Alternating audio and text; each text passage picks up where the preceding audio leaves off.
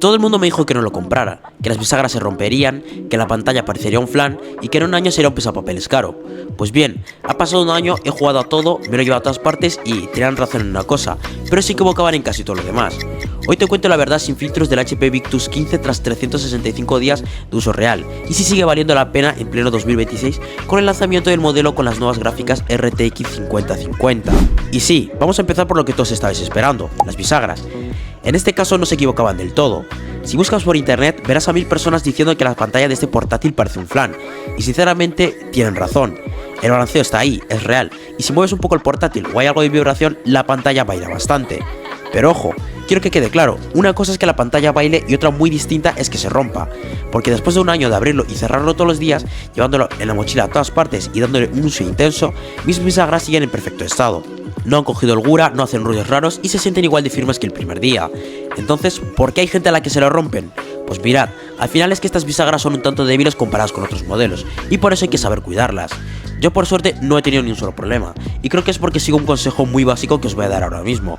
El secreto no tiene mucha ciencia, tienes que abrirlo siempre desde el centro. Si tiráis siempre de una de las esquinas, estáis forzando un lado más que el otro, y ahí es donde el plástico acaba sufriendo.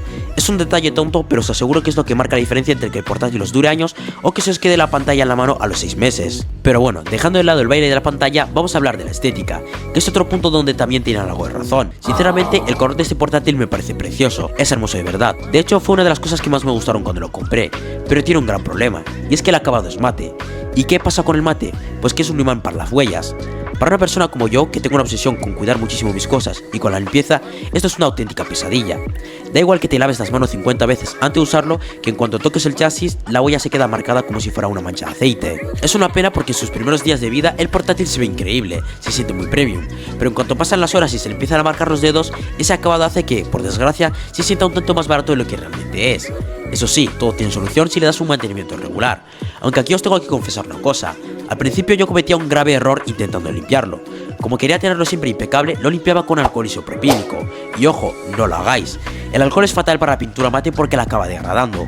Le quita esa textura original y puede dejar manchas permanentes. La solución real, pues mirad, es mucho más simple de lo que parece. Tenéis que usar un paño de microfibra, un poco humedecido. Pero hablando de la pantalla, hay algo que me fastidia de verdad, el brillo. Es un tanto bajo. El acabado mate ayuda con los reflejos, pero en exteriores, aunque lo pongas al máximo, se queda muy corto.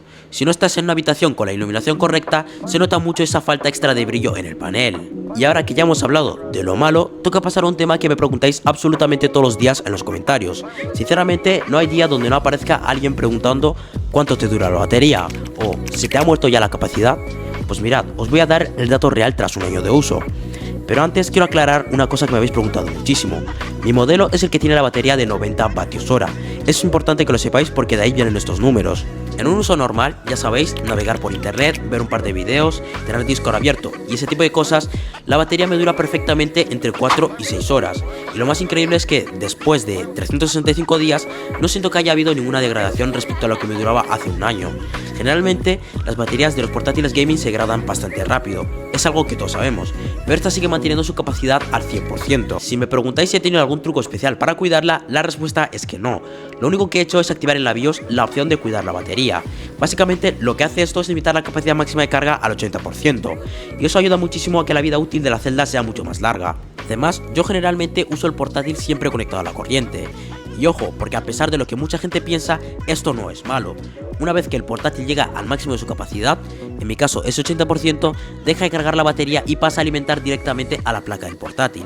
Así que da igual si lo tenéis todo el día conectado a la corriente, porque a la batería no le va a pasar absolutamente nada. Antes de ver cómo rinde, hablemos de lo que lleva dentro. El modelo monta el i5 12450H con 16 GB de RAM DDR4 en Dual Channel, que podéis ampliar hasta los 32 GB por ranura si queréis, y 512 GB de almacenamiento SSD. Y aquí viene una de las críticas más fuertes que tengo hacia este portátil. Los 512 GB de almacenamiento se quedan muy cortos, pero ese no es el problema real. Lo que me molesta es que el portátil solo trae una sola ranura de NVMe M.2 y ya bien ocupada.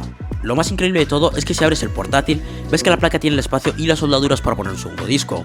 Pero HP decidió no poner conector en las versiones de Europa y América. En las versiones de la India sí que viene. Sinceramente no entiendo por qué han hecho esto. Te obligan a cambiar el disco entero en lugar de dejarte añadir uno nuevo. es algo que fastidia mucho la experiencia de expansión.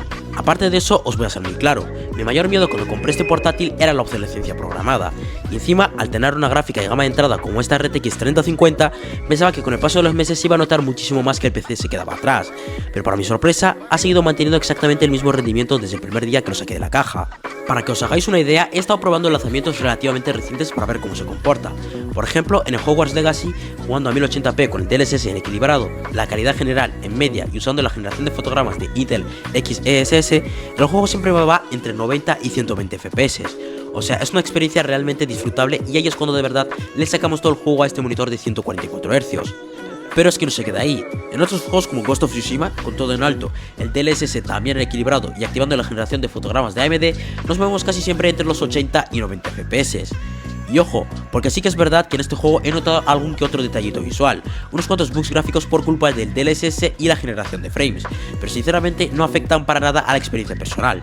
Y quiero aclarar que esto no es un problema del portátil, sino de los propios desarrolladores del juego, que parece que no supieron implementar estas tecnologías del todo bien.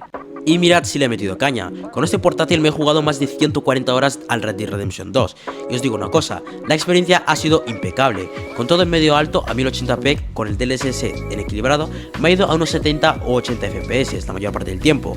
Lo mismo me pasó en su día con juegos como el Mafia Definitive Edition o el Far Cry 6, rinden increíblemente bien para ser una gráfica de esta gama. Por eso, si me preguntáis hoy en día, yo creo que para este 2026 o incluso 2027, esta laptop sigue siendo una gran opción si os la encontráis por unos 600 a 700 dólares. Obviamente todo esto depende de cómo esté el mercado en vuestro país, pero sinceramente yo estoy muy contento con ella y no me arrepiento para nada de la compra.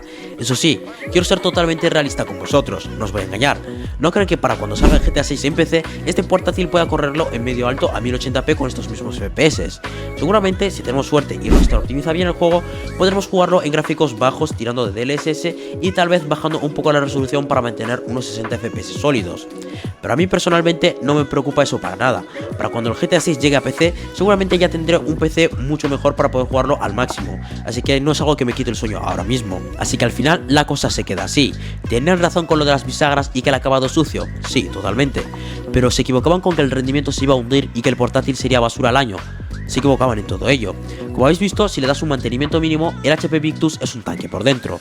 Si te ha servido mi experiencia tras este año de uso real, agradecería mucho que dejaras un like y te suscribieras al canal, porque me ayuda a seguir trayendo hardware al canal pagado de mi propio bolsillo.